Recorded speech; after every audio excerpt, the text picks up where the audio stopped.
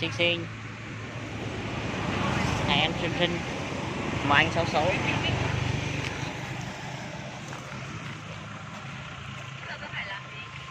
Sữa cơm. Nhìn như thế như kiểu đấy, như kiểu mà họ kiểu trong phim ấy, buôn ấy, kiểu trong phim buôn ấy.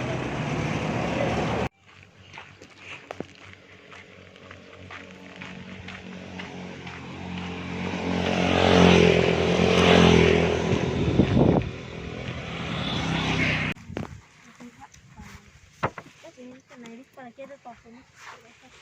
Không ô còn nó còn Bỏ ba cắt luôn đi.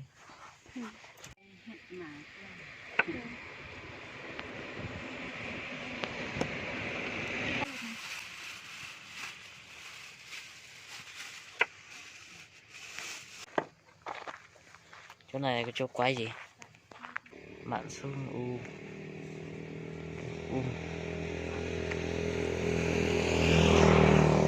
chưa biết, hiện tại là chưa biết chỗ này là chỗ gì. Bây giờ tiếp tục đi tiếp.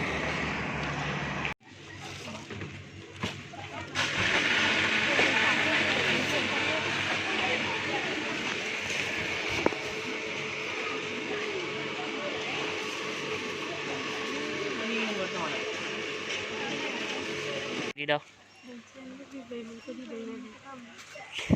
Còn đi vào là sẽ đi đường này vào.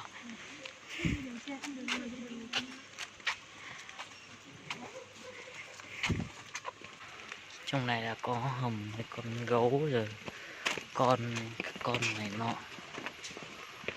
rất là nhiều người nước ngoài đây.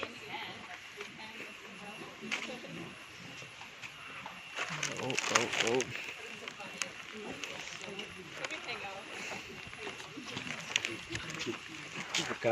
Maybe he was just asking you to hang out.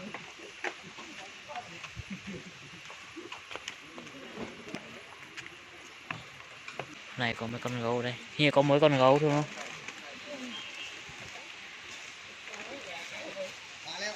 Gấu này.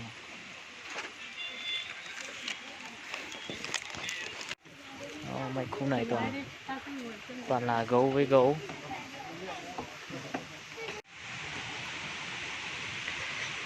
Nước ở đây khá là trong và rất trong nha, đéo có con cá nào luôn. Muốn có cá thì phải xuống khu dưới kia. Đó, mình sẽ vào Nước ở đây đi. trong này. Mình sẽ đi vào ngắm bưởi. Mọi người có thích không?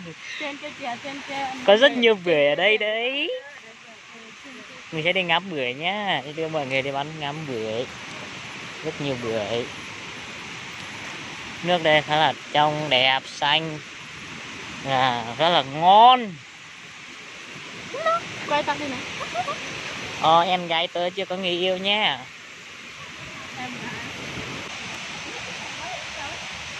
Khá là đẹp. Chung đây rất là mát. Đây kiểu như là ở trong rừng nên nó rất là mát. Hôm em là chụp ảnh này.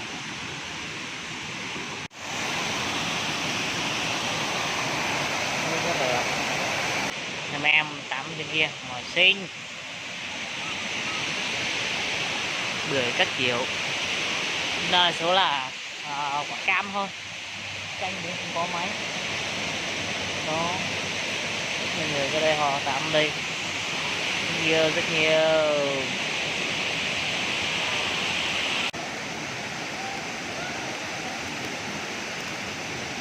Đó. Em thấy không? Bưởi đe rồi, bưởi đỏ, bưởi xanh.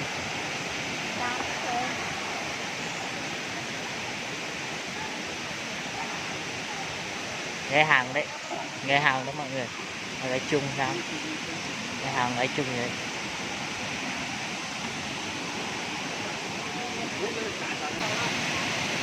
Rất nhiều người tắm đây.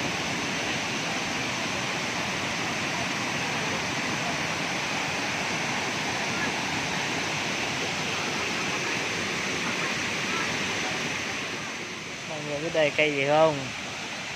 Cây này không biết cây cụ gì luôn mà. Cây là cao. Xong.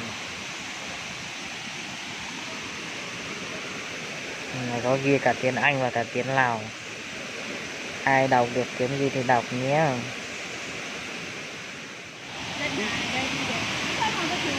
Úi giời ơi, cái này hơi bị đẹp đấy.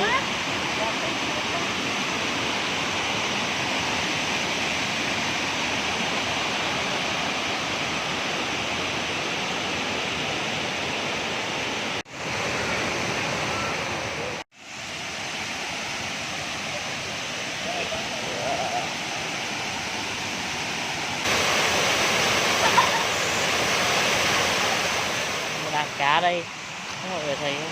Có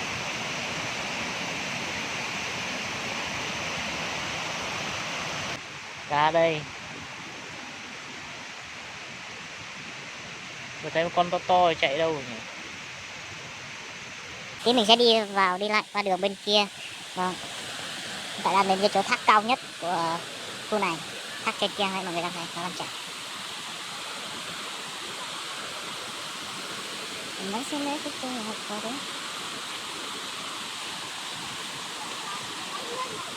Mẹ em đang buồn tâm sự đây. Mẹ. Đi đưa.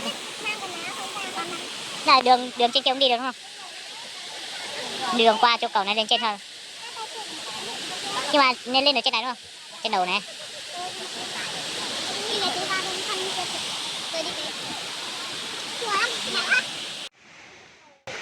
Giờ ngồi nghỉ giải lao ăn xoài. Ăn bưởi, vừa nãy thấy nhiều bưởi nhiều cam quá nhưng mà bây giờ có mấy 2 quả rồi. Hai em gái chưa có người yêu nhé. Cái này có đường đi lên trên. Đi lên chỗ này rồi chụp ảnh. Mọi người biết không? Đó, các quan xe là như thế này.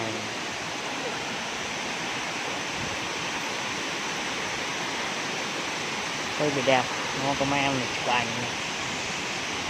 Người ta chụp ảnh là tâm.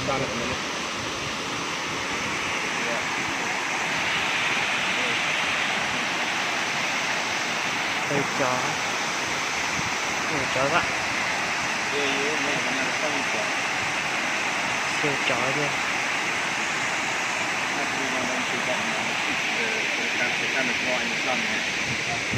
No, that's good. Okay.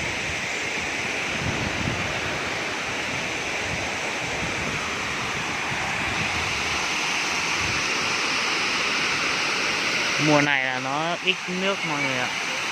Tí trên kia xuống. Mùa này nó ít nước. Tại cái mùa nó nước nó nhiều nó mới đẹp. Nước nó đập hàng trên kia, nó đập nó bay xuống này luôn. Nó qua cái cầu này luôn. Rất là đẹp. Nhưng mùa này nó ít nước. Đây bây giờ mưa nó ít. Nó cái này đỡ chó nhỉ.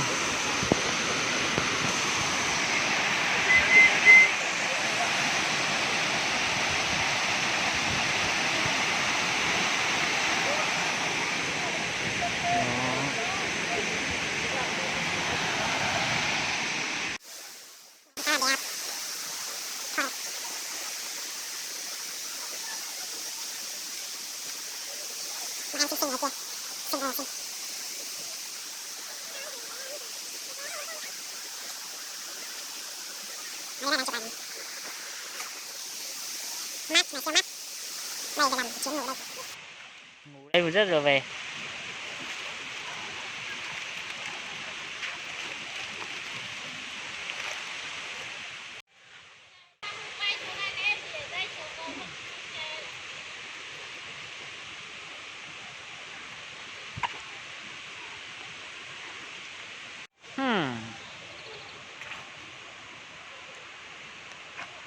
À, con này nóng. Con này mà là thật thì nó đơn mình chết, hút bay luôn.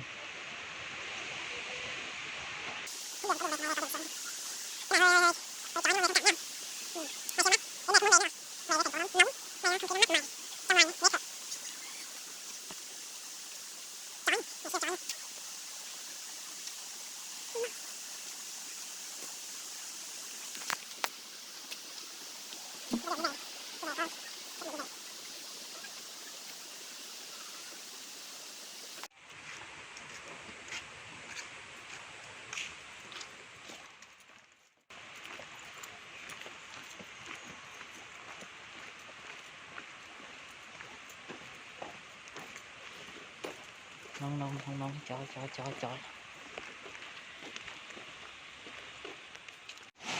Bây giờ là sẽ đi về, chơi xong chơi chán chơi cả ngày, xong hết chán hết là sẽ đi về và ăn ngủ nghỉ. Hôm nào có dịch thì mình lại ra đây chơi tiếp.